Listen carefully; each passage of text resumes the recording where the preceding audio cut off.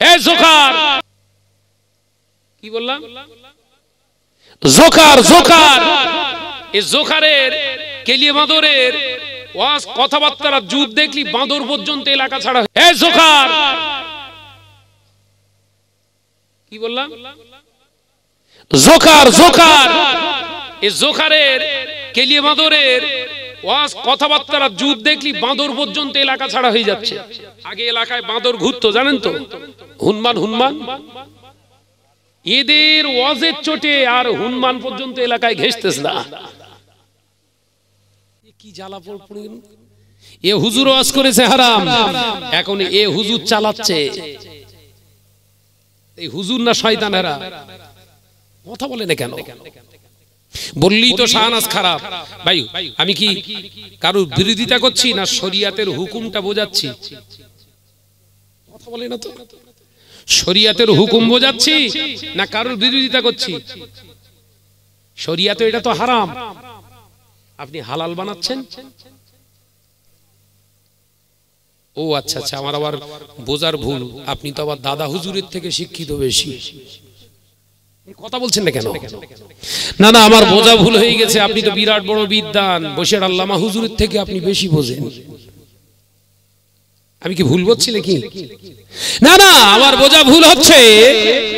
বাইজিদ বোস্তামি, জুনায়েদ বাগদাদি রহমাতুল্লাহ আলাইহি থেকে আপনার ইলম বেশি। ওনারা বিরোধিতা করলেন, মেয়েদের ওপেন বসিয়ে শিক্ষা করানো হচ্ছে শরিয়াতে হারাম। আপনি বলছেন না চলে। আপনি চালানোর চেষ্টা করছেন, আপনি চালানোর চেষ্টা করছেন পকেট বাঁচানোর জন্য না তো, এই ইসলামের জন্য না পকেটের জন্য।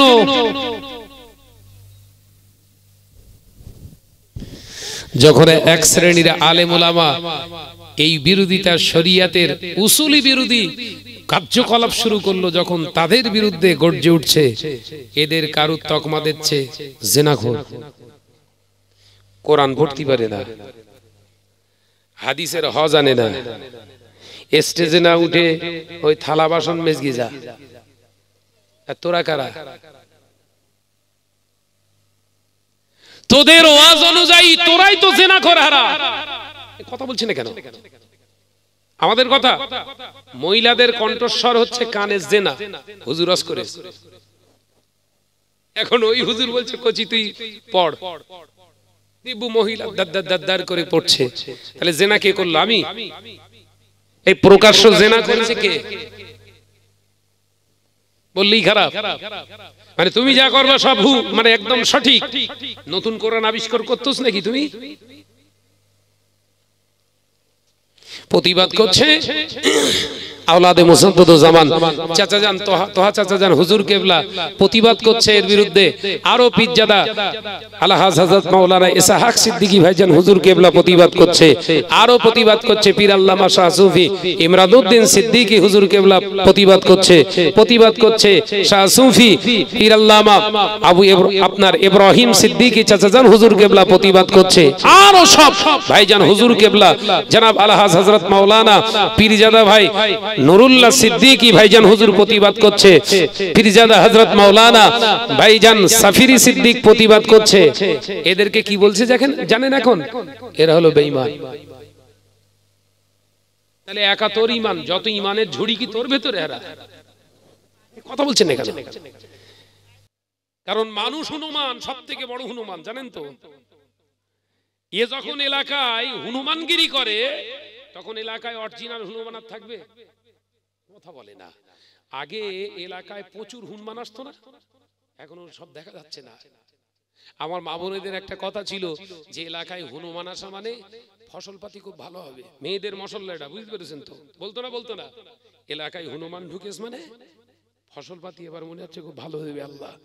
ওরা বলতো, ওদের মশলা তো ওই কাক ডাকলি বলে খারাপ সংবাদে হিসবো দেয়, সব ওদের মশলা, যা তৈরি করে সব ওদের। মুফতি বিভাগ হচ্ছে রান্নাঘর। কথা বলে না কেন? আমি কি ভুল বলতিস নাকি? হাত থেকে থালা পড়ে গেছে, মনে হচ্ছে কুটুম টুটুম এসতে।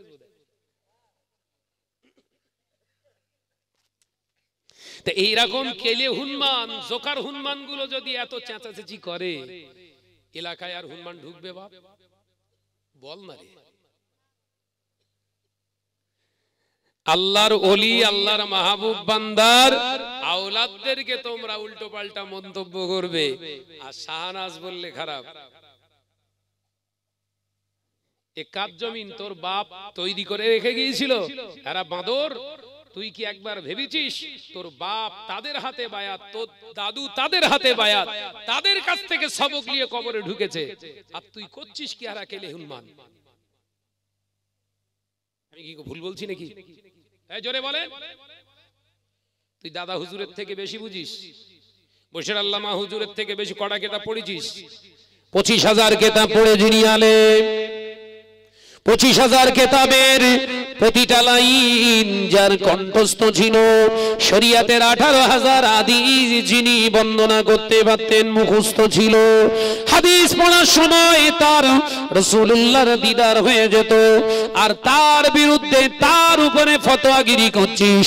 তোর কত বড় সাহস, তোর কত বড় মাজাল, তোর কত বড় বুকের পাটা, তোর কত বড় হিম্মত হয়েছে। সেই বশির আল্লামা হুজুর এমন কাজ করে যেতে পারলেন না, তিনি ফতোয়া দিয়ে গেলেন। এমন কথা যদি বলা হয় তাকে কাফের বলা হবে, যদি নবীকে ভিখারির বাচ্চা ভাবা হয় কাফের ফতোয়া দেয়া হলো। সে আল্লামা হুজুরের ফতোয়াকে চিৎ করে দিয়েছিস, এখনো প্রমাণ করতে চাইছিস তোরা হক। শোনেননি? এই বলেছেন না বলেনি? ফুরফুরার কোন ভাইজান হুজুর কেবলাদের কাছ থেকে এরকম কথা শুনেছেন কোনদিন? নবীর গুস্তাকি শুনেছেন? বরঞ্চ তারা আবেগপ্রবণ হয়ে এমন কিছু কিছু কথা বলে ফেলে যেগুলো শুনলে মানুষ অবাক হয়ে যায়।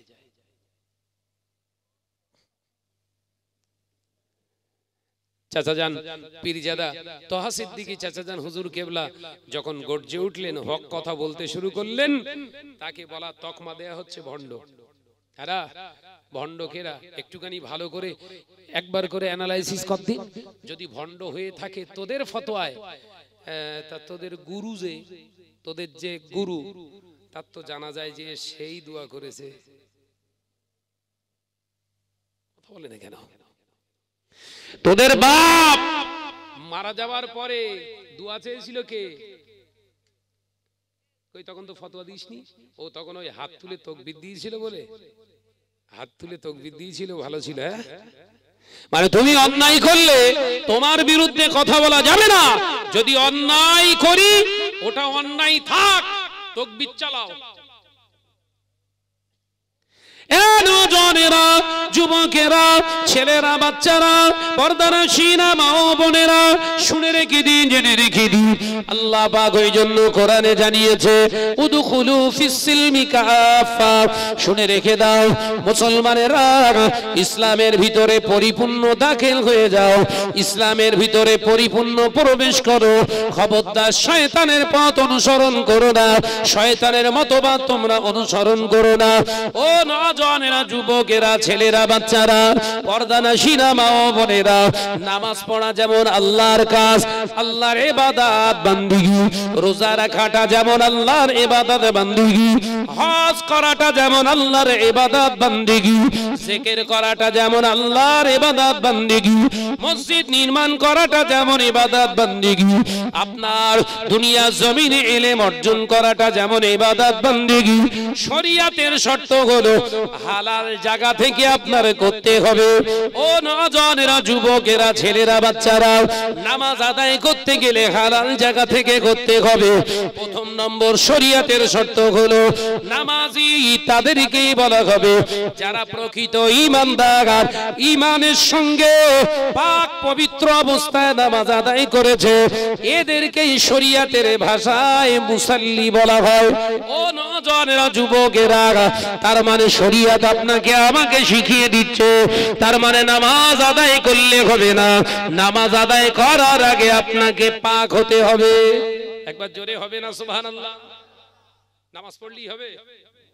ওযু করেননি, নামাজ ধুনে দিচ্ছেন, কবরে গেলে ধুনবে না? ধুনবে না। নামাজ পড়া উত্তম ইবাদত, আফজালুল ইবাদাতু ইবাদাতুস সালাত। আল্লাহ পাকের হাবিব জানিয়ে দিলেন উত্তম ইবাদত হলো নামাজ। নামাজটা হলো ইবাদতের শ্রেষ্ঠ ইবাদত, আফজাল ইবাদত। ও নওজওয়ানেরা, আবার ওই শরীয়ত শিখিয়ে দিলেন যদি নাপাক অবস্থায় নামাজ আদায় করো, নেকির পরিবর্তে কাবিরা গুনাহ হবে। কি গুনাহ? জোরে বলেন। নামাজ তো ভালো, আমি একটা উদাহরণ দিচ্ছি, অসুবিধা হচ্ছে নাকি? নামাজ ভালো না খারাপ? আরে আফজাল ইবাদত। ও মুরব্বিয়ান গণেরা, ছেলেরা, বাচ্চারা, পর্দানাশিনা মা ও বোনেরা, আপনি ধরে নেন শরীর পবিত্র করেছেন। শরীর পবিত্র হওয়ার পরে আপনি যে কাপড়টা পরিধান করে আছেন, জামাটা পরিধান করে আছেন, ওই জামাতে নাপাক লেগে রয়েছে। আপনি মনে মনে ভাবছেন আমার শরীর যেহেতু পবিত্র, জামায় যদি নোংরা নাপাক লেগেও থাকে তো অসুবিধে কি আছে, নামাজ চালিয়ে দিই। নামাজ কি সত্যি হবে? আলোচনা বুঝতে হবে, কিন্তু টুকটুক করে গিয়ে যাচ্ছি। তাহলে নামাজ ফরজ কখন? যখন আপনি ঈমানদার। বোঝা যাচ্ছে? নামাজ কখন ফরজ? যখন আপনি ঈমানওয়ালা। নামাজ পড়বেন কখন? যখন আপনি শরীরটা পবিত্র করতে পারবেন এবং সময়ের উপরে।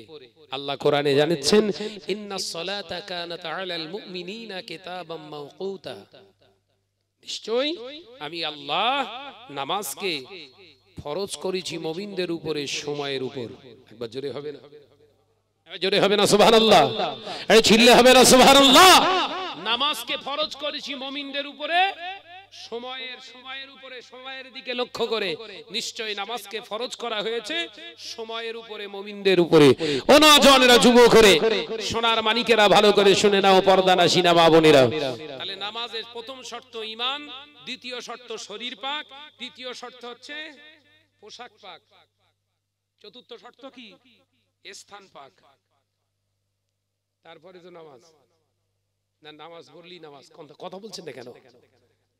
পঞ্চম নম্বর কি? ওয়াক্ত হলে তবে নামাজ। ওয়াক্ত হলে, ওয়াক্ত হয়নি নামাজ ধুনতেছেন।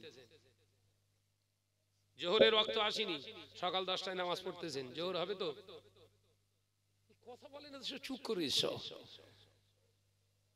সকাল 7টা বাজে ফজরের নামাজ পড়তেছেন, হবেন তো?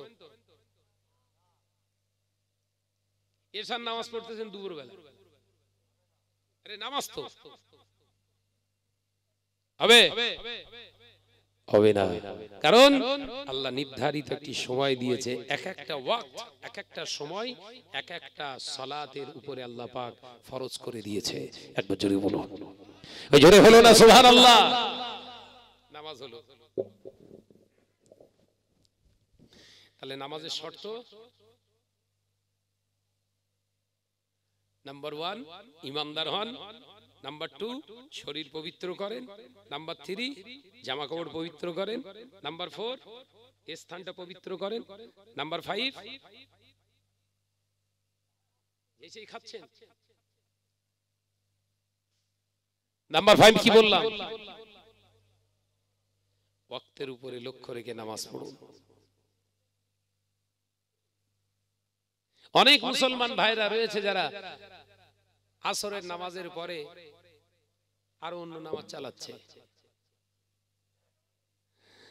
কথা বলছেন না কেন? আসরের ফরজ নামাজের পরে আর নামাজ হবে তো? যে নামাজই পড়বেন মাকরু হবে।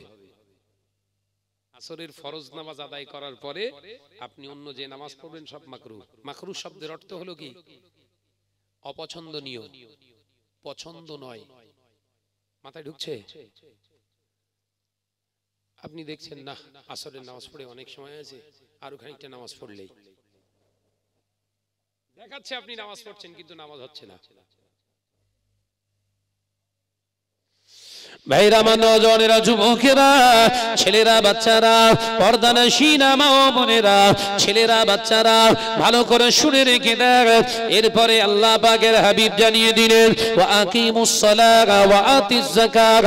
আল্লাহ পাক জানিয়ে দিলেন যাকাতকে তোমরা প্রদান করো, যাকাত প্রদান করো। ও নজনেরা, যুবকেরা, ছেলেরা, বাচ্চারা, আপনি 500 কোটি টাকার মালিক হয়েছেন, পরের মারা সম্পদ যাকাত দেননি।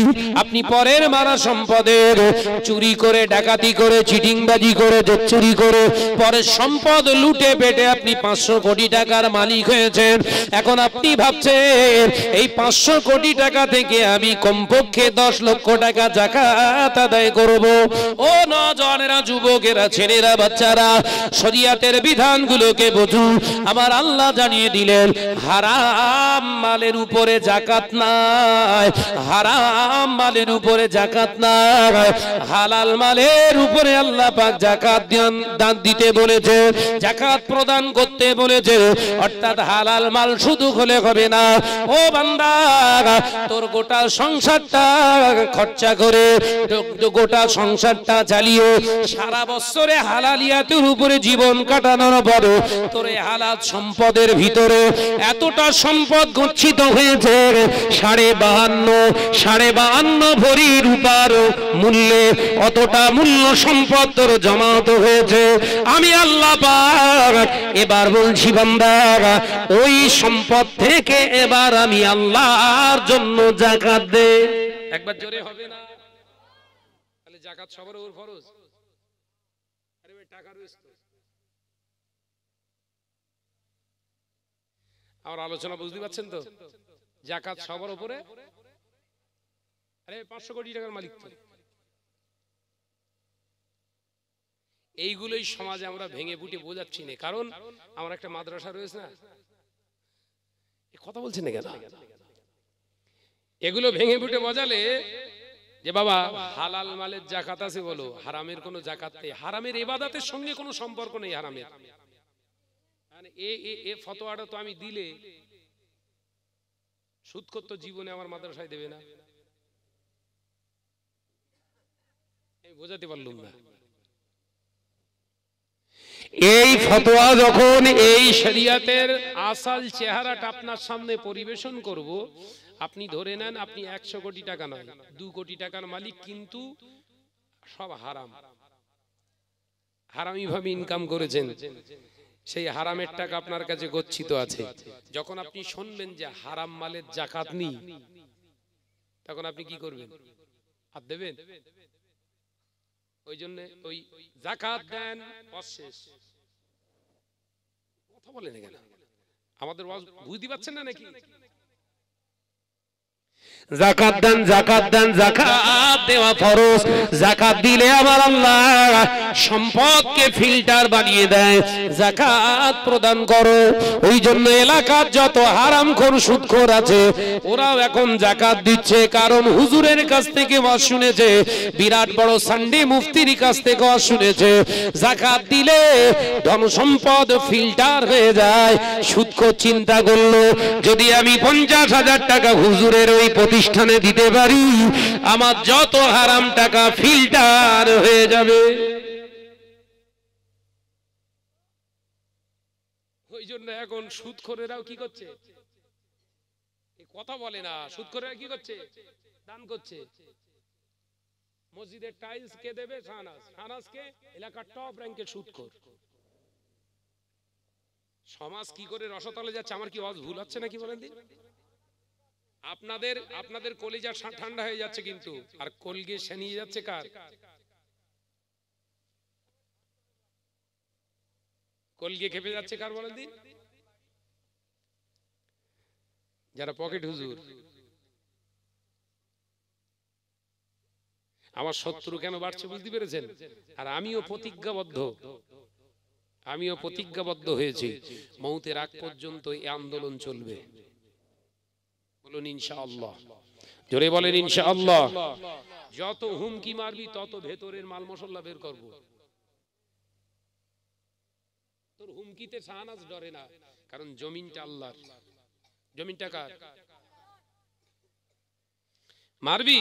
খুব জোর মেরে আমাকে জানে মেরে গোটা বডিটা কেটে টুকরো টুকরো করে বস্তাবন্দি করে তারপর আগুনে ফেলে পুড়িয়ে ছাই করে দিবি, তোর কাজ শেষ। আর কিছু করতে পারবি না? বলো, কথা বলছেন এখানে? আর কিছু করতে পারবি? তোর কাজ, দায়িত্ব শেষ।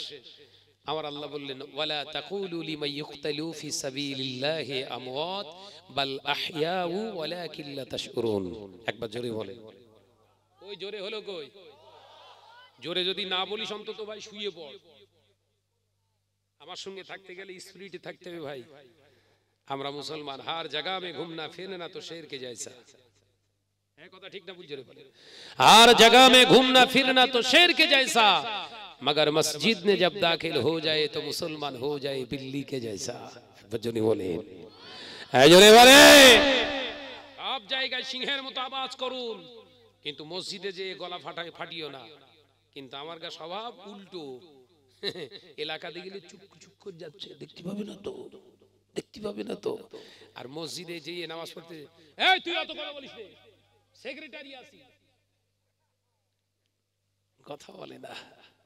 এ মুসলমান না, এ আছে দাজ্জাল। ভাইরা, আমার নওজওয়ানেরা, যুবকেরা, ছেলেরা, বাচ্চারা, পর্দানাশীরা, মা ও বোনেরা, আমি আপনাদের ভাই মোহাম্মদ শাহনওয়াজ বলে যায়, শুনে রেখে দেন, জেনে রেখে দেন। তাহলে টাকা আপনি দান করলেও কিন্তু দান নয়। দান করতে গেলে শরিয়াতের শর্ত হলো, দান করতে গেলে শরিয়াতের শর্ত হলো হালাল মাল থেকে আপনি দান করবেন। যদি ওটা 1 টাকাও হয়ে থাকে, ওই 1 টাকা দান করলে অপরদিকে যদি 1000 কোটি টাকা কোন হারামখোর যদি হারাম মাল দ্বারা যদি বিলিয়ে দাও, আমার আল্লাহ পাকের হাবিব জানিয়ে দিলেন, ওই 1000 কোটি টাকা দাড়ি পাল্লার এক পাশে রাখলে এই হালাল মাল থেকে 1 টাকা দান করার বিনিময়ে আমার আল্লাহ হালালের মর্যাদা আল্লাহ এত দান করেছে, ওই 1000 কোটি টাকা থেকে 1 টাকার পাল্লাটা 1000 গুণ ভারী করে দেবে। একবার জোরে হবে না? তাহলে যাকাত সবার জন্য কিন্তু না। নামাজটা বোঝা গেছে তো? এবার যাকাতটা বুঝতে পেরেছেন না? যাকাত বুঝতে পেরেছেন তো নাকি? যদি কেউ এলাকায় এরকম ভাবে যে আমি বিরাট টাকার মালিক, আমার টাকা যেভাবেই হোক ইনকাম করেছি, টাকা তো আমার যাকাত দিতে হবে না। শরিয়াতকে জিজ্ঞাসা করুন, আর আপনি শরিয়াতকে বলুন, কোরআনকে হাদিসকে বলুন, হে আল্লাহর কোরআন, আমি মানুষের কাছ থেকে কেড়ে হক ফাঁকি দিয়ে টাকা ইনকাম করেছি, আমার কাছে কি যাকাত ফরজ হয়েছে? আমার উপর কি যাকাত ফরজ? কোরআন বলে দেবে না। 1 টাকা তো যাকাত না, তুই কুরবানিও দিতে পারবি না, কথা বলে না। আর এখন হারামখোর গুলো সব থেকে উঁচু উঁচু গরুগুলো এনে কুরবানি দিচ্ছে। এ কথা ঠিক না ভুল জোরে বলে? এলাকার টপ র‍্যাঙ্কের হারামখোর শুধু না, বেনামাজি গুলো, ওরগা গরু আবার সব থেকে উঁচু বেশি, কথা বলে না। আল্লাহ কোরআনে জানিয়ে দিয়েছে, ফাসাল্লি লিরাব্বিকা ওয়ানহার।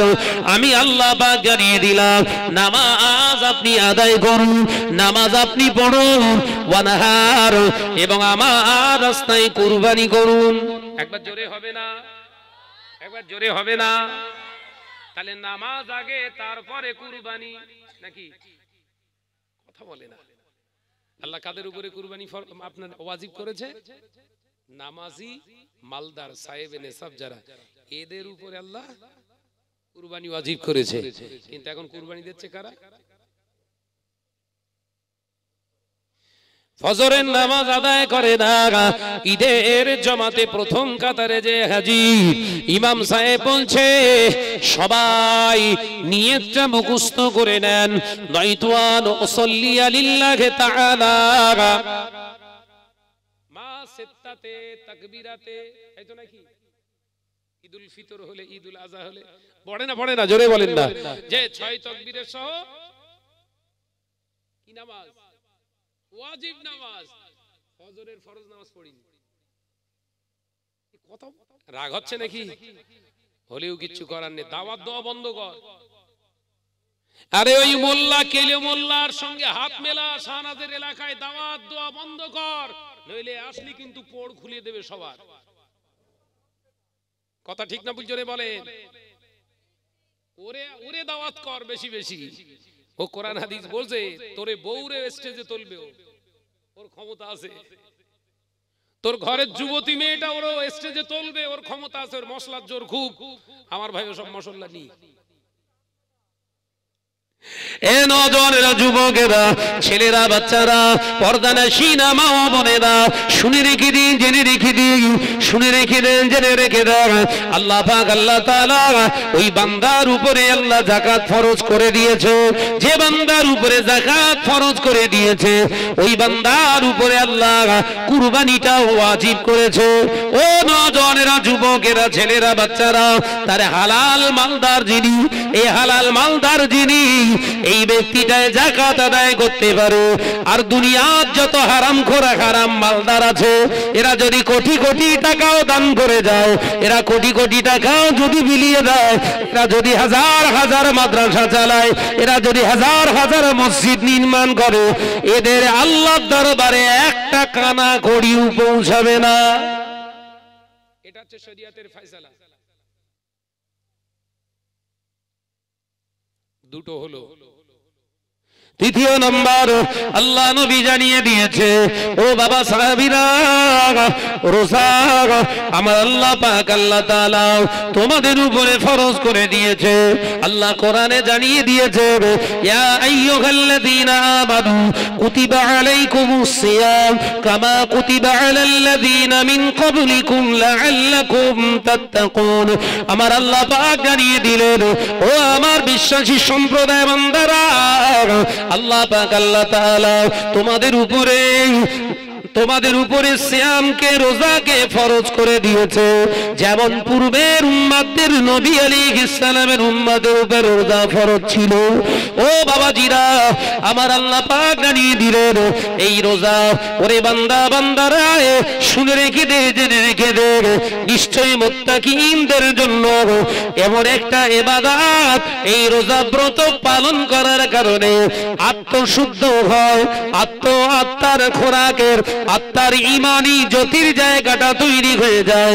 আমি আল্লাহ পাক আত্মা পরিশুদ্ধতার জন্য, তোর আত্মাকে খারাপ অন্তরটাকে বিশুদ্ধ বানানোর জন্য আমি আল্লাহ পাক রোজাকে তোর উপরে দান করেছি। জোরে বলুন সুবহানাল্লাহ। এখন আপনি রোজা রেখে দিয়েছেন, এই ওয়াজ বুঝতে হবে। বলো 13 ঘন্টা রোজা রেখেছেন, চাচা চাচির মুখ শুকনে যেন পুরো একদম পুরো কিসমিস হয়ে গেছে। 13 ঘন্টা রোজা, কথা বুঝতে পারছেন না? আর এলাকায়, আপনাদের এলাকায়, রঘুনাথপুর এলাকায় মাশাআল্লাহ মসজিদে ইফতারের ব্যবস্থা হয় না? হয় না? কথা বলে না? হয়। আর সেই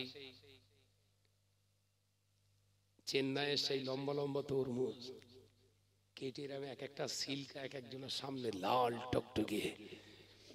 টকটকে তরমুজ, মিশ্রির মতো মিষ্টি, ওই মাল সব সামনে পিস সাজিয়ে রেখেছে। সব মসজিদে 50-60 জন, 150 জন, 200 জন, সব যে দোয়া যাচ্ছে। ইফতারের আর 10 মিনিট বাকি, তার আগে দোয়া হয়তো নাকি। এবার ঘা পড়বেন কি সর্বনাশ, ঠিক নেই। সামনে তরমুজ, আবার তার সঙ্গে আজোয়া খেজুর। রাসূল খেতে পছন্দ করতেন আজোয়া খেজুর, তার সঙ্গে ও নজওয়ানেরা কলমি খেজুর দিয়েছে, মারিয়াম দিয়েছে। এক পিস আজোয়া, এক পিস কলমি, আর একটা হলো মারিয়াম। 3 রকমের খেজুর দিয়েছে।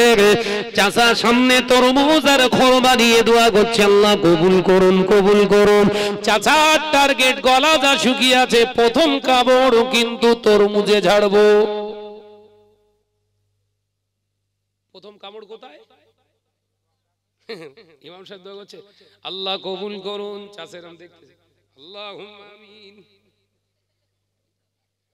তার মানে তাড়াতাড়ি শেষ কর।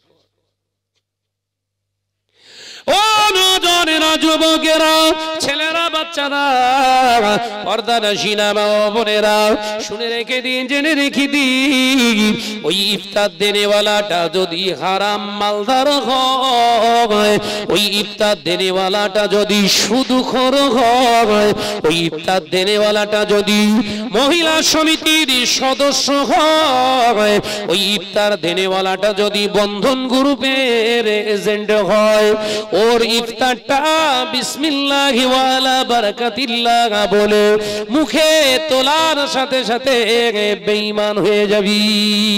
জোরে বলুন নাউজুবিল্লাহ। শত্রু বেড়ে গেল না কমে গেল? আলোচনা অসুবিধা হচ্ছে বাপ? না না, কাহিনী টাইনি ধরবো? এদিকে যত যাবো শুধু শুধু নিষেধ,